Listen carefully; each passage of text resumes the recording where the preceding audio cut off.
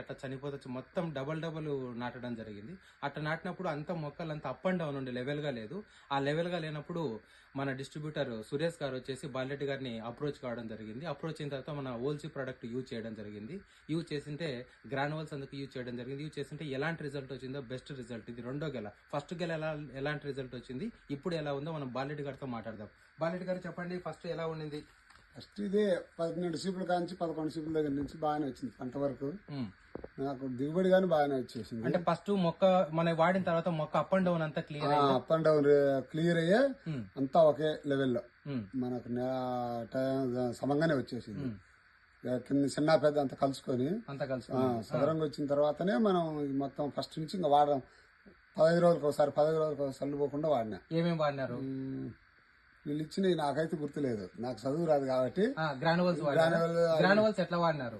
అంతా డ్రిప్పుల్లో ఇప్పుడు నానబెట్టడం, దాంట్ రకంలో డ్రిప్పులు వదలడం, వెంచరకుండా వదులుకోవడం, అంతా అదే రకంగా వదులుతూ వచ్చిన. ప్రతి ఒక్క వాళ్ళు ఇచ్చిన మందులు ఏమి ఇచ్చినారో. అప్పుడు వీళ్ళు రాకముందు చెట్లను చూసినప్పుడు ఏమనిపించింది? అది అప్ అండ్ డౌన్ గా ఏడవ తిరుగుగా చిన్న పెద్ద అని ఉన్నది.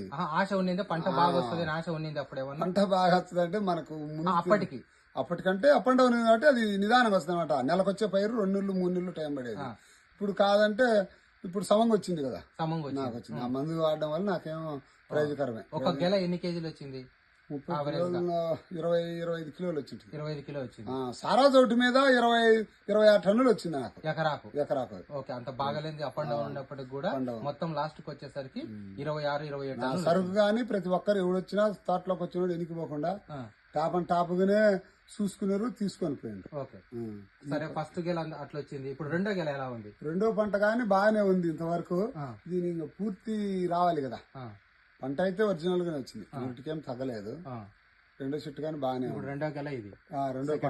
రెండో పంట సెకండ్ పంట ఇది. గెలలు అయితే సీపులు అయితే బాగానే వచ్చినాయి.